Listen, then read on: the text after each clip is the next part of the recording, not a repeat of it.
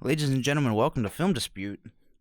Hi, what's up? My name is Kevin, And I'm Nate. and we are reviewing Suspiria. Suspiria. All right. So this was my pick for the week. The film stars Dakota Johnson, Tilda Swinton, Mia Goth, and Chloe Grace Moretz, who, for anybody who wants to know, Chloe Grace Moretz was my childhood crush when I was younger. Uh, the film has a budget of 20 million and has grossed around 7.7 million. Needless to say that it failed at the box office. And the film is a remake of the 1977 film by the same name, and is directed by Luca Guadagnino, who is known for films like Call Me by Your Name and I Am Love. Have you ever seen any Guadagnino movies? This is my first one. Okay. Call Me by Your Name is definitely the one that he's known for. That one has like a few Oscar nominations and everything, and he's a very competent director, and very interesting. Very interesting that he picked this movie to direct next. So the film is about it's set in the 1970s Berlin inside a world-renowned dance academy. Little does everyone know, the dance academy is owned by a covenant of witches. And the leader of the covenant, Mother Marcos, is in need of a new body because she is old, fat, and ugly.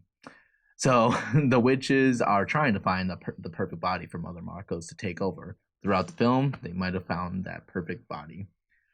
So, Kevin, what did you think of Suspiria? So, I think I've even said it before, I'm not a huge horror fan. And so I was, from what I had read of this, it was kind of a mix between, what's the movie with the three witches? It's a Halloween movie. Hocus Pocus? Hocus Pocus, okay. So it's kind of what I gathered from what I had heard was that it was a mix of like the three witches from Hocus Pocus, minus the comedy, of course, and then with The Shining as kind of the backdrop of the whole thing. And so that's kind of the feeling I was going in with, and I left disappointed, to say the least. Wow. I love this movie. This was definitely like one of my favorite movies of 2018. I think it's very well I think the story is very well told. I think the acting is phenomenal, and the cinematography is crazy good. I like it has a really interesting style. Do you think it could have been shorter? Yes, and that is like probably my only one of my only problems with the movie. It's very long. It's 2.5 hours. 2.5 hours is ridiculous. It's 2.5 hours, especially for a movie like this. It didn't need to be that long. I think they could have shaved. I think a half hour easy. I think this could have been a 2-hour movie. I think the beginning dragged on a little bit, but I think the middle is where it really started to just go way too long. I didn't like some of the conversations seemed like they were repeating themselves, and a lot of because the witches, they sit on a table a lot and they have conversations, and I feel like once you get to the fifth conversation where they're just like, you're just done with it at that point. At least I was. I know you weren't, but dude, okay, I get it. The first time I watched this movie, yes, there was the point where there's a lot of scenes in this movie where instead of like keeping like these witches secret, they just straight up just show the witches. You know, they show them. You show how they act. You see their like political, culture, and so it's a very interesting way of like portraying these witches as not just like these horrific human. Yeah. And it didn't help that I didn't care for any of the dance scenes. So I definitely those between the dance scenes and the repetitiveness and just the overall being slow, I thought it was. I'm gonna give it like a 3 out of 10. Oh my gosh! It was not a 3. Yeah. No freaking way, dude. All right. Well, and that's not to say I don't like horror movies. I can't wait for It Chapter 2. That's like my most. That's the movie I'm looking forward to the most this year. But this movie just didn't do it for me, and it doesn't. And the box office makes sense to me. Oh my gosh. Okay. I mean, I. Do you want to start with the beginning of the movie? Yeah, sure. We'll talk about it. We'll give more of our thoughts, but let's start from like the first shot of the movie. So it starts off with our first character, Patricia, who is a very important character in this movie, played by Chloe Grace Moretz, my childhood crush. She arrives at Dr. Kempler's office, who is a like a psychotherapist, and so she arrives there and she wants to talk to Dr. Kempler, and she's in like a state of distress. Like it seems like she has gone absolutely insane, and throughout the scene she keeps singing this song that's like stuck in her head. And so basically she explains to Dr. Kempler that her studio is ran by witches and is holding her captive and is driving her insane. Needless to say, Dr. Kempler thinks that she's just loony and doesn't Yeah. doesn't believe her whatsoever. And so he just sends her off, and to her doom, because after this she basically gets like taken hostage and like thrown into a dungeon and basically to rot. Yeah. So after that, we go into basically an opening credits scene. There was a song by Tom York in the film. What do you think of the music in this film? It was definitely subtle. It's nothing that you would remember, or at least that I would remember coming out of the film. I thought it was. I mean, are you? Sorry to interrupt, but are you familiar with Tom York's work? I am not. Okay. Do you know Radiohead? Yeah. Okay, well, that's the singer of Radiohead. It was very interesting to see that he would just do the entire score for this film. He didn't just do like a few of the songs. He did the entire score, and I feel like a lot of the music is very memorable, like the piano and like I don't know, it's very fitting and subtle to fitting for sure. Yeah, very fitting to the tone of the film. And so this plays a very nice song. You see a bunch of like interesting shots of just like of this old crooked house and this what seems like to be a very sick mother who seems like she's basically in her deathbed. So yeah, that's a weird, interesting way to open the movie. And so we get introduced to our main character, Susie Bannon, played by Dakota Johnson, who in this movie I think she's amazing. Like, she's the best part of the film. Yeah, her performance is amazing and it's very surprising to me because I only knew her from like the 50 Shades of Grey movies. I mean, I always thought she had like potential, but like in those 50 Shades of Grey movies, the freaking writing was terrible. So she, you would have never expected her to be so amazing in this movie. She comes in, and so she is very eager to go to this dance academy in Berlin. So she auditions, and this is the first time we get to see any sort of dancing in the film, and which you're not a fan of.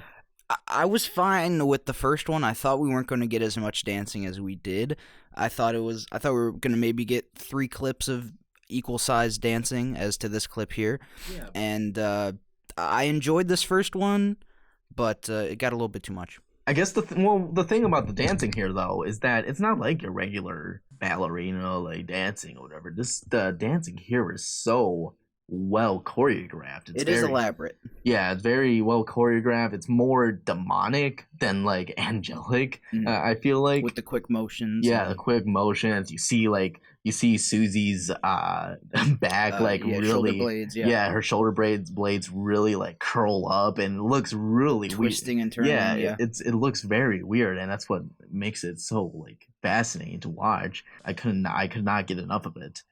Which is why I did enjoy this first scene. Right, yeah, and there's no music at all here at all, so like you hear like a lot of her like footsteps and the way and the sliding effects. Like you might even get one some thing, breathing. One thing about this movie is like the sound design is crazy good. And 2 things: sound design and editing. That's like what makes up like these dancings and makes them really good. The editing is the best part of this movie to me. It sucks that like it wasn't like nominated for anything just because it was like a horror movie, and would it's really annoying how the Oscars do. They don't care about horror movies unless if it has to do with any sort of like progressive subject or has to do with like pop culture or like not even consider it like a horror movie. They consider it like a thriller, you know, like Get Out or Silence of the Lambs. It's really annoying how Oscars like seriously don't care about that because they don't consider horror movies to be real movies. I guess it's really annoying because the editing here is absolutely superb.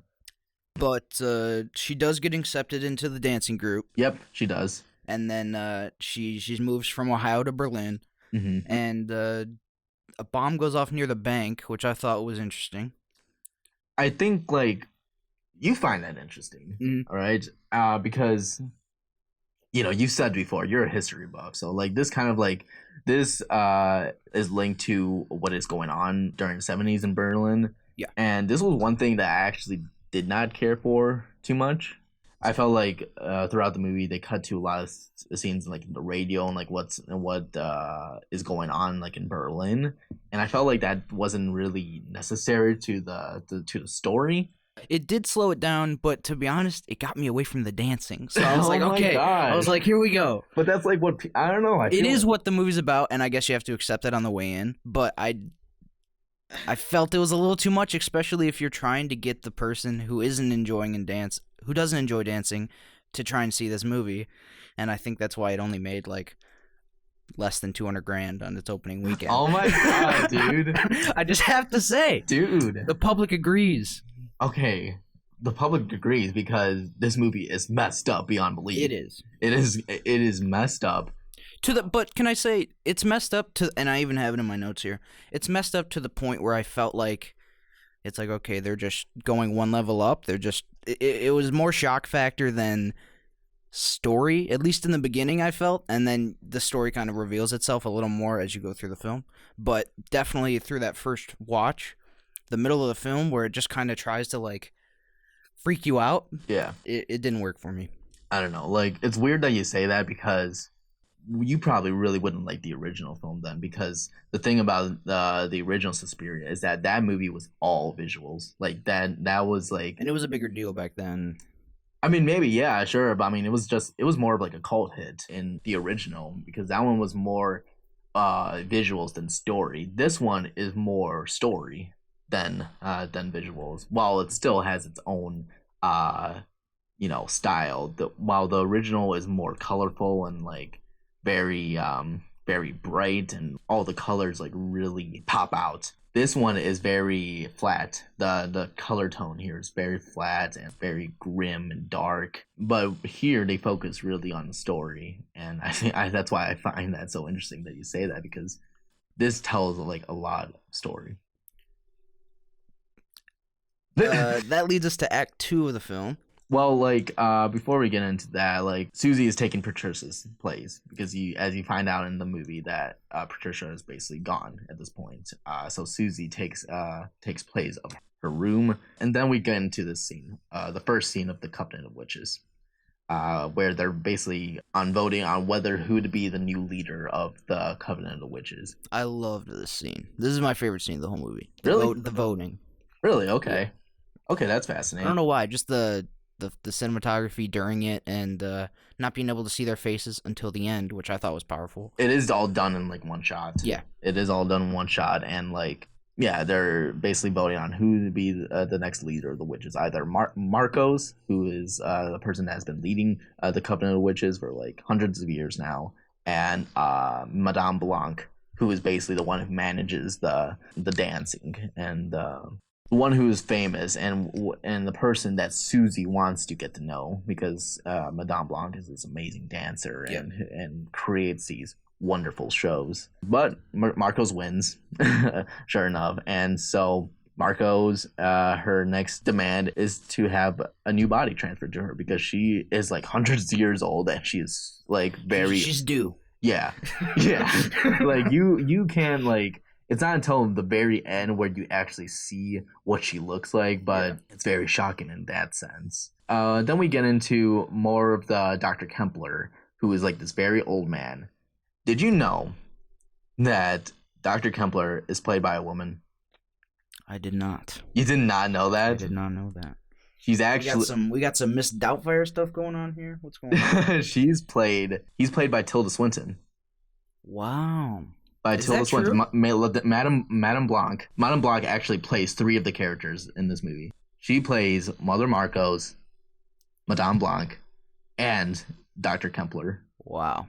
So that's another fascinating thing about this movie, is like the whole entire cast is basically besides like two like police officers, the entire cast is all female. Female. Yep. Is all female, and I think that's so.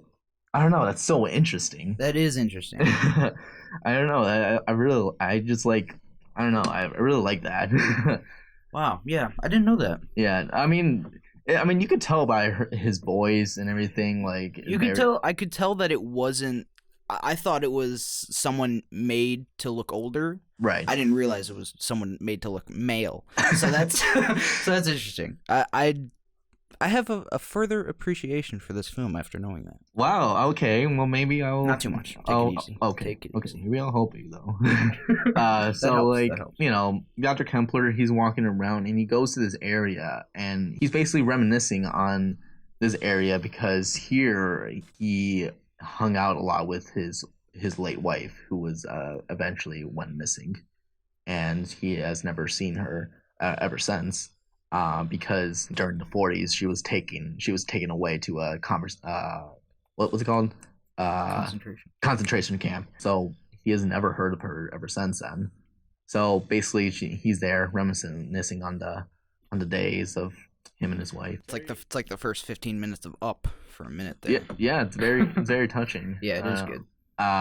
So here we get to the next thing. I believe this is Act 2, where we see like the first like main dancing, like the first like very choreographs, and you're first like really introduced to Madame Blanc, and basically she's telling the whole dance group that first they're introducing Susie, and then they're going to letting them know that Patricia is gone, and that this one dancer named Olga is taking the place of Patricia's role in the dance. And so as they're rehearsing for this, Olga, she gets quite angry and like upset just because she's upset that Patricia's gone, and she is suspicious of Madame Blanc and the rest of these so-called witches that are running the place, and she knows at this point that this place is run by witches, and so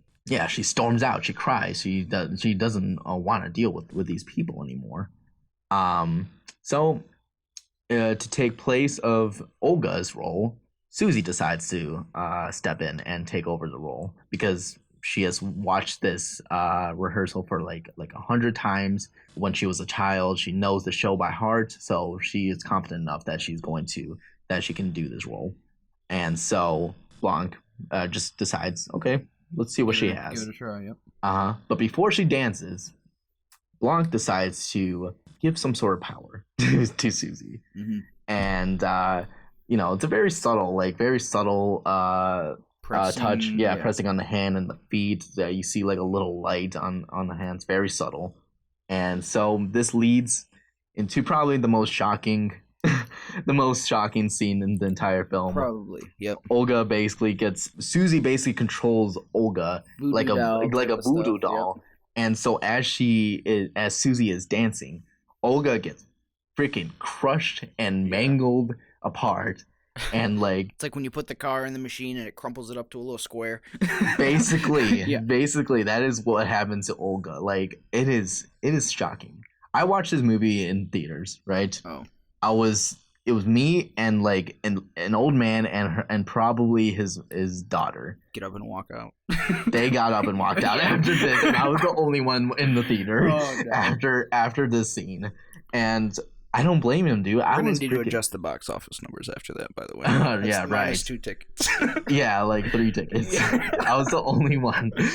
I was the only one in the theater, but like I was sucked into it by then. I was completely invested after this scene. I was just like, dude, this movie does not mess around. This movie does not mess around whatsoever because, wow, like... we're about 40 minutes into the movie at that point, and... Yeah. So, like, during the scene, we witness shocking moments of the film, all with one camera. You know, it's crazy how they're able to splice these scenes of her dancing together with just with one camera, and the editing is just so impressive. So yeah, Olga's mangled, gross. Susie gets dizzy and sick at the end of the dance, and so yeah, let's jump forward. We get sort of a flashback scene of Susie while she's like in her bed as a child. She's drawing directions. Like as a child, she's drawing directions from Ohio to Berlin. So that sort of like leaves like up to interpretation. Okay, what does this mean? Like, why is she already wants to go to Berlin when she's like 6 years old? Like she's like destined to go there. Yeah, like it's in her blood or something. Right, right. So it's implied that she has some sort of connection to Berlin. And then we go to another scene of where Kempler is reading Patricia's diary that she left, and he sees like all of these sort of like torture methods and like one similar to how Olga got, and so he starts to become more suspicious of this dance academy. And then we cut to another scene of just like four of the witches with meat hooks, basically. Olga is alive still at this point, even though she's like all mangled up. Yeah. The four witches just basically take like meat hooks and just stabs her, like really gross stuff. Yeah. Stab her and just basically taking her down to like whatever their dungeon or something. So Madame Blanc, she's impressed with Susie, wants her to be the protagonist of the show, Volk. And then we get into our. Did that seem quick to you? Well, I mean, Susie, she pretty much like, I mean, Blanc knows that. I guess where I struggled was that I can't tell good dancing from bad dancing. So I was just like, okay, she danced like two songs or whatever, and then she's head of the posse. It seemed a little quick. It is, but like I think it's because well, they're also I guess now the witches are also trying to get her into this position in the first place.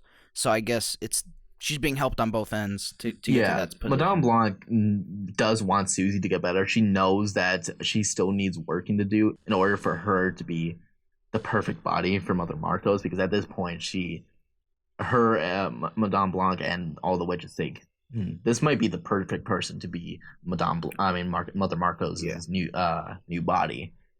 So she wants her to be perfect. So that's why she wants her to be the main protagonist, so that she can see the skill that she has, or just like cheat and transfer all of the talents from other people's body into her. Yep. So we get into our first dream sequence in the film.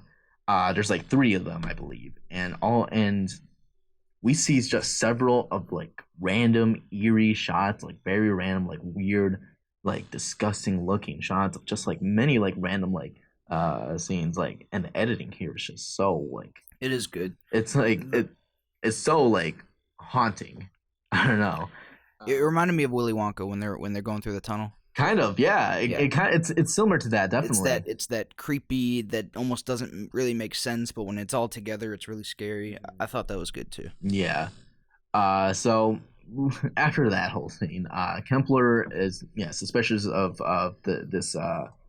this dance academy. So he sends 2 police officers to question the dance academy, and so Susie befriends this one of the dancers. Her name is Sarah, played by Mia Goth, and they're interested in seeing like what happened to Patricia as well. So they decide to break into like the file cabinets in the dance company to see like Patricia's files, and they don't seem to find anything. There's no she's basically like clean, erased, absolutely everything. And so, but Susie walks in to the witches with the 2 police officers, basically naked, and playing around with the hook and everything, with the hook, his hook and their hook and everything.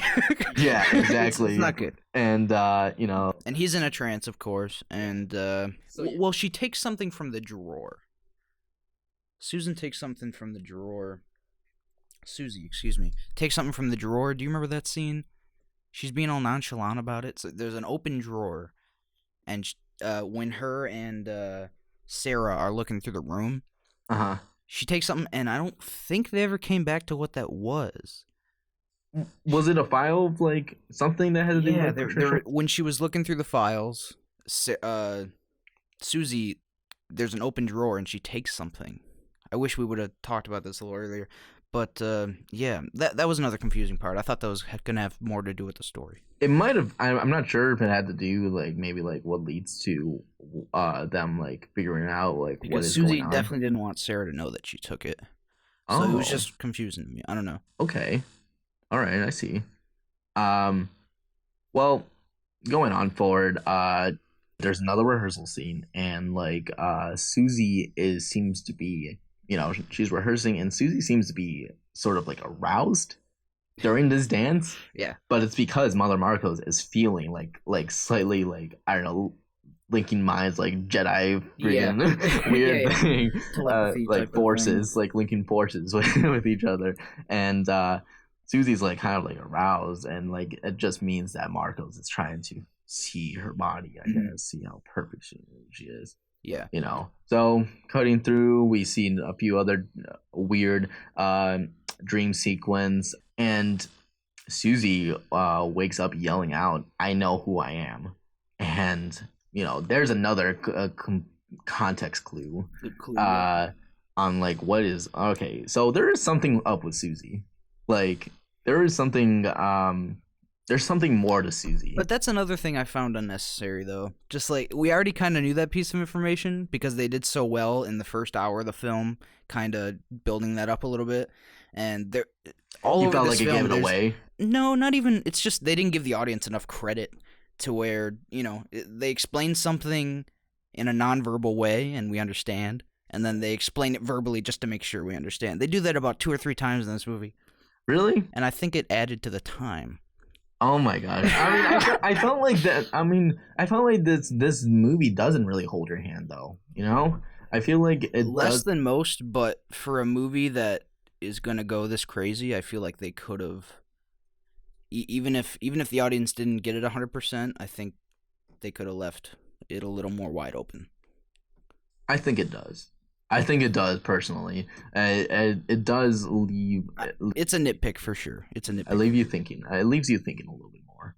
Anywho, Dr. Kempler decides to go up to Sarah, Susie's best friend, in the movie, and wants to talk to her about Patricia because Sarah does know Patricia in the movie, and Kempler, talks to her and says that there's something about this dance company.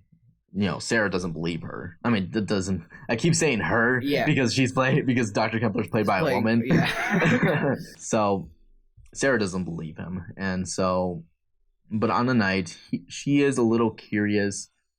She walks around Dance Academy, and that there's like this secret like area, sort of like she pushes through like a mirror, and then she sees like there's a secret opening, and she sees like you're in this dark corridor, I guess, and she sees like a painting and what seems to be a young Madame Blanc and Mother Marcos. I mean, who we can assume to be Mother Marcos in the movie.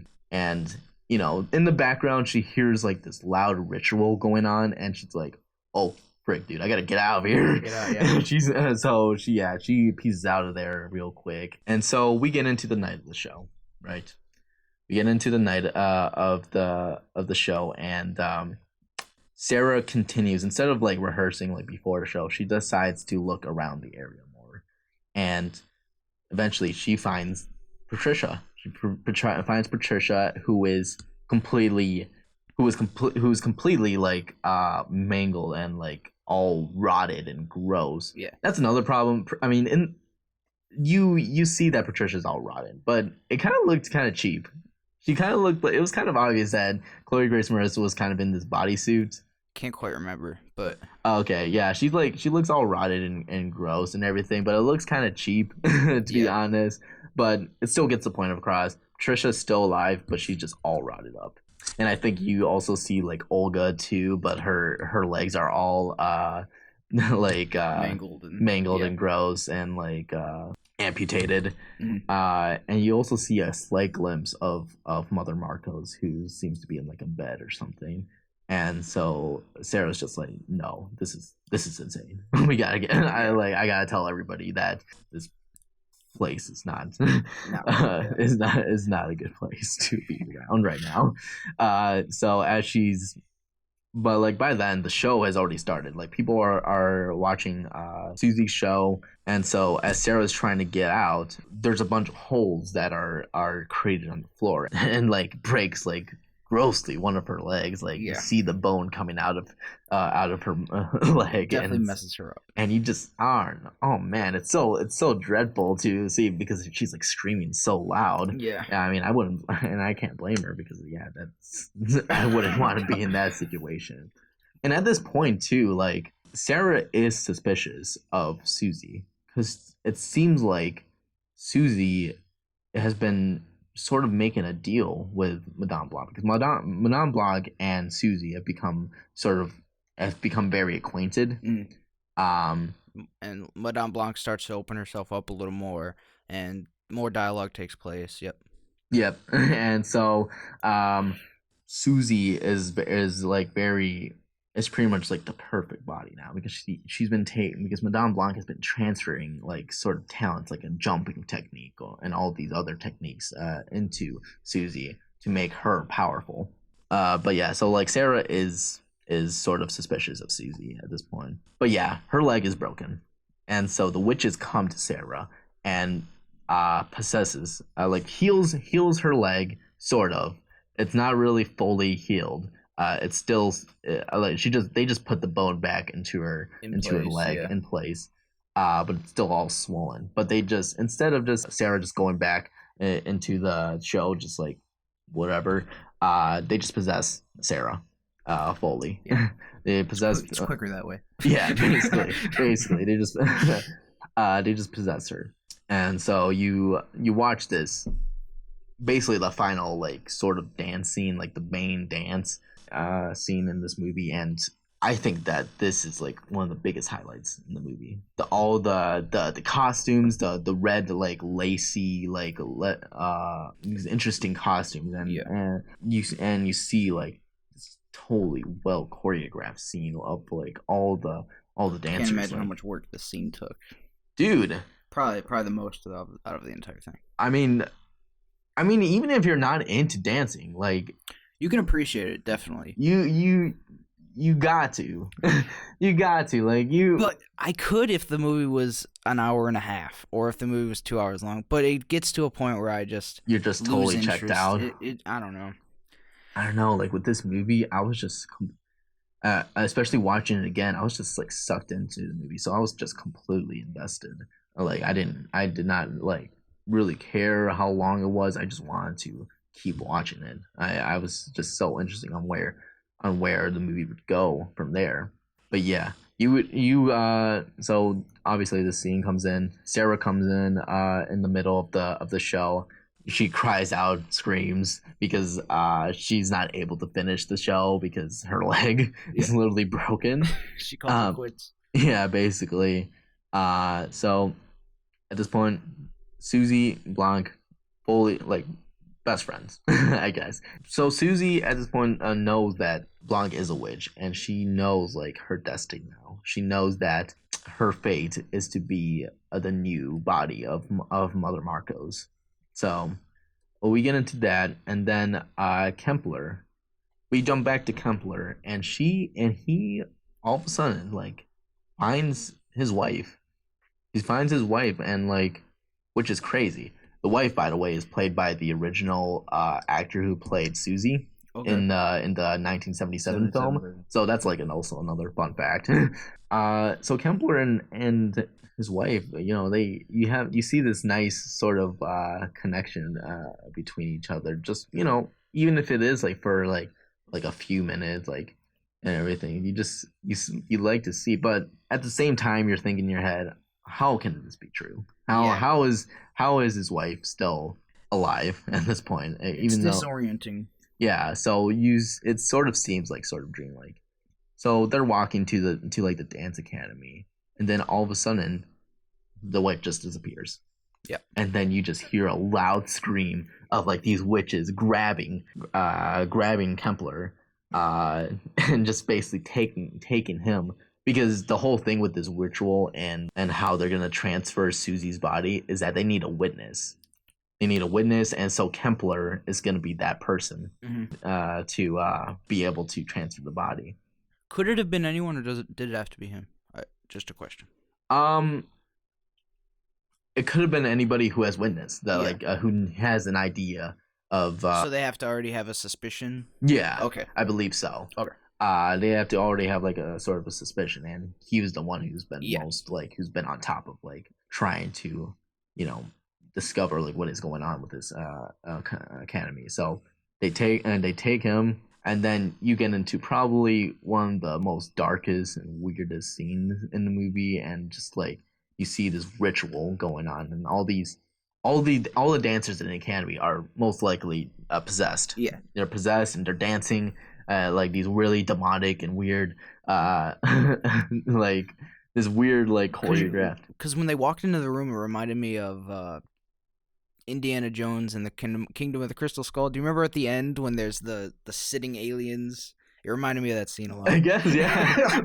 It was just like, what are we getting into now? Yeah, it was exciting. And so you see like Mother Marcos in like this in full form, and like she's all gross and naked and like really all wrinkled and shriveled up, disgusting. Halfway to Jabba. Honestly, like she's basically that's another. She kind of reminisces sort of like Jabba the Hutt. Yeah. So they basically take off all of Kepler's clothes. He's completely naked, and so Susie comes down to this ritual, and she says, "I'm ready. I'm ready to be transferred." Yeah. But looking sexy as all hell, by the way. You think so? Looking nice. Yeah, I mean, made that whole scene worth it. That was great. Sure. I guess. I don't know if you think it would make that scene worth it, considering until like what happens next. Yeah. Considering what happens until next. then, it was good. But like Madame Blanc, at this point, like she's kind of reconsidering like all of this. Like she thinks that something's wrong. She feels that Susie is way too confident about this. Yeah, I feel like at this point there's also kind of you get to see Tilda Swinton, and you get to see how because at the beginning she wants to use Susie, and this is where you definitely see that she cares for Susie, and she's like, if you don't want to do it, that's completely fine. We'll end it all right now. You'll forget everything, and we'll try again later. Or, she says something along those lines, and I thought that was nice that you got to finally see that. Yeah, Blanc cared.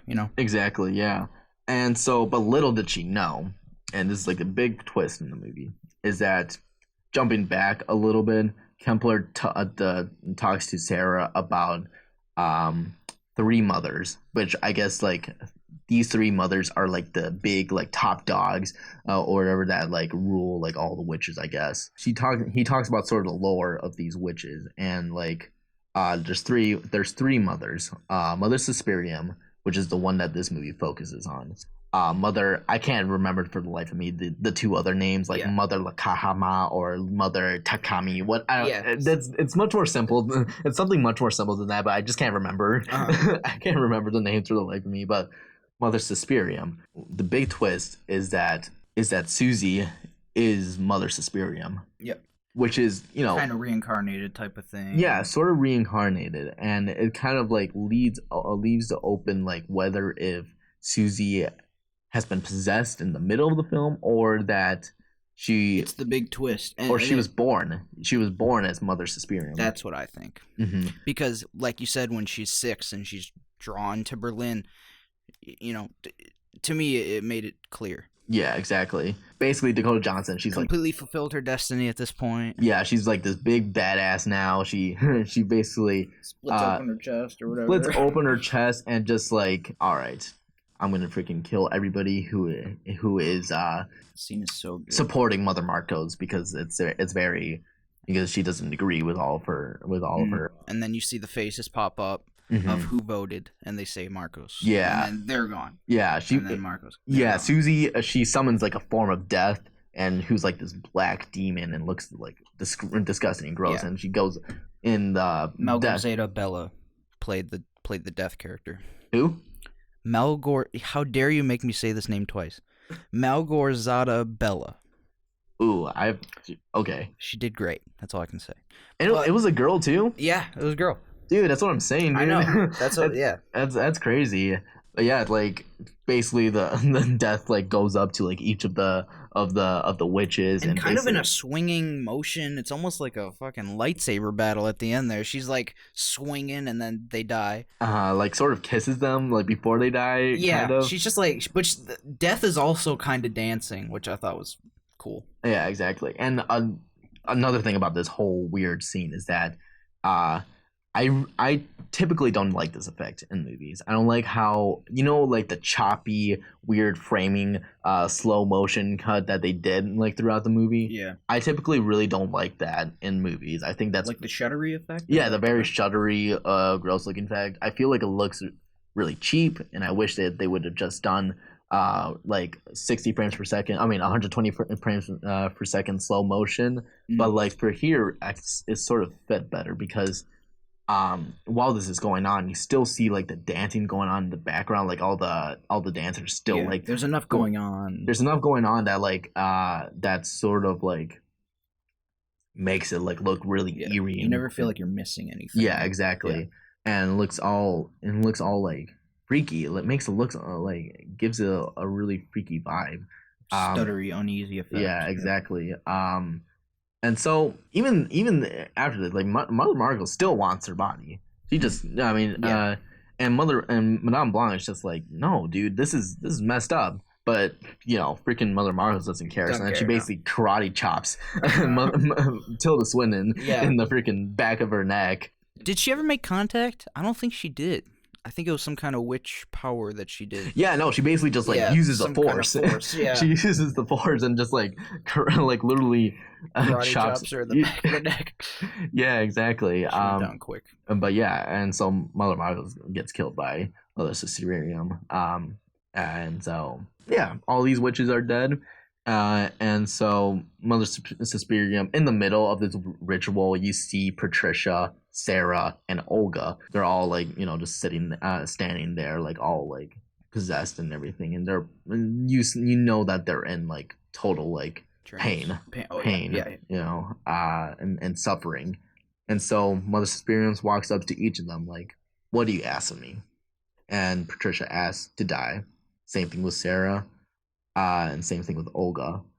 With Sarah, it seemed to be the most like heart wrenching because Susie and Sarah are like friends in the movie, and like before Sarah does die by Susie, Susie holds Sarah, and like that. I don't know. That's so like that almost made me cry. Yeah, it was a little too like I don't know. I was still going off the adrenaline of what had happened with the whole death scene, and I really that's actually probably my favorite scene in the movie, the whole death sequence. Yeah. But it was a nice scene. Yeah, it was a nice ending. It was very nice, and so we lead into our epilogue. Kempler is still alive at this point. He's basically completely shocked by witnessing this entire ritual scene. Yeah. And he's like, what, like late 70s or something. Yeah. You're surprised that he hasn't gotten like a heart attack at this point. Yeah, definitely gonna need help getting off that floor. Yeah, right. So he gets sent home and goes back home, just rests in his bed. And Susie, Mother Suspiria, comes in and comes to Kempler and basically talks to him about what happened to his wife. She describes in great detail on how his wife felt. She was held captive in a concentration camp. She befriended like two other people, and I guess one of the generals or whatever commanded all these people to be left out in the cold, to basically freeze to death. And so it's very while she's explaining this, like Kempler's like emotions, his facial expressions are absolutely so like it's so like sad to see. Yeah. It's so sad to see because he's finally now knowing like what happened to his wife, and that was the storyline I could never really grab onto too much, just because the story of her wife, of his now we're all his her. The story of his wife was really kind of brushed over. I felt like in the beginning, and I knew they were going to come back to it, but between all the crazy stuff that happens in between, I kind of lost track of it. I think it was a good way to add character, like a more of like a backstory to. And you definitely couldn't end on the ceremony. You had to end with a lighter tone. Yeah, exactly. And so, you see Kempler just like sobbing over this. Like, the last thing that his wife thought about was him and her going to her first concert, and it's just like, oh my god, it's so heart wrenching. So apparently Quentin Tarantino cried, was in tears during this movie. Yeah. And I'm guessing it's probably this scene because it's so like emotional and sad. So yeah, I don't know, it's crazy. But yeah, it was good. Not enough to save it for me. Okay. But do we have final thoughts? Are we at the end yet? Oh, well, like Susie, I mean, just at the very end, Yep. Susie decides to erase Kempler's memories, basically, to remove all of his guilt for all the people that he has sort of put in danger, I guess. And so, and yeah, and that basically leans into the final shot of the film, and which is just a carving of Kempler and his wife's name onto into like the little building that they used to hang out in, and that was the end of the film. So I love it. I think it's a great, well-told story. The cinematography and the editing, and there's just so many things about it, so many aspects of the movie that I love. I love the dancing. I love the dancing. It's so well choreographed and very unique to what you would see in like a regular like dance. And like a regular like dance movie, like Flash Dance or like Saturday Night Fever or something like that. It for me, it was the combining of two worlds that I had very little interest in, and it did. I was surprised at how much it was able to keep me in my seat, especially that first hour. That first hour, I loved. I did love that first hour, but the middle got a little slow and to be honest, a touch confusing. Okay. At least on the first run. Knowing that Tilda Swinton played the doctor character makes me want to watch it again, to be honest. But I think honestly, if you did watch it again, you would have more appreciation. I'm gonna say my rating now, just for context. Go ahead. When I first watched it, I gave it a 7 because there was a lot of things that did confuse me and everything, and I knew that I had to watch it again to be able to understand it more. Watching it a second time, and I also watched it a third time, I'd give this an 8. I think this movie is great. I think it does need to be. It could be a little bit shorter, but I do appreciate this film a lot, and I personally think that it's better than the original. I need to see the original because the way you describe it, I think I might like it a little better in this film. But it just caught me in all the wrong ways. It definitely wasn't the film for me. I can see why you enjoy it. There are a lot of the storytelling. You can't argue. It's fantastic, and the editing, like you said. But just not my type of film. See, like the thing what I like about and the acting is great, by the way. Acting, like Tilda Swinton is like crazy. Like she is super. She's seriously one of the most talented actors like working right now because she learned French. Correct me if I'm wrong, anybody, but like she learned French and Italian just so that she could speak. Oh wait, no, French and German, just so that she could speak in German with a French accent. Wow, if that's not dedication, then I don't know what it is. Tilda Swinton is her performance is what saves this movie for probably everyone watching. Yeah. So yeah, I think that this is a great movie, and I think what I do like about movies is that my favorite kind of movies are like the movies that do discuss like a subject that I'm not interested in, but makes it interesting to me. That's why one of my favorite films is Whiplash, because that's a movie. I'm not big into jazz. I'm not big into drumming. Same thing with Rocky. I'm not big into boxing, but those movies make it in a way where it's like fascinating to me.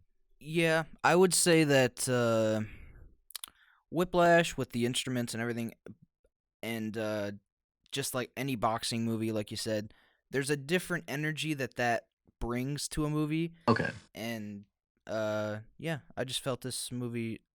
I can see why everyone either likes it or doesn't like it, but yeah, just the themes that they tried to put together, they did so successfully, but I wasn't the person that they were aiming towards. I don't think. All right. It's not the movie for you. I understand that. All right. But I wasn't expecting it to, for you to. One last time on our scores, you gave it a 8. I give it an 8. I'm gonna give it a 3. Wow. That's what this channel is all about. Okay. It's all about dispute. And so, do you want to talk about our next movie? You want to get it started? Well, do you have a pick for this for next week? I was thinking Goodfellas. If you have any objections towards that, Goodfellas? Okay. do a more popular film, and then we'll get into some of the more obscure a little later. Okay. I know you wanted to do a fully foreign film. Maybe. We'll touch on that maybe next week. All right. But for now, I think our next movie is going to be Goodfellas. Great.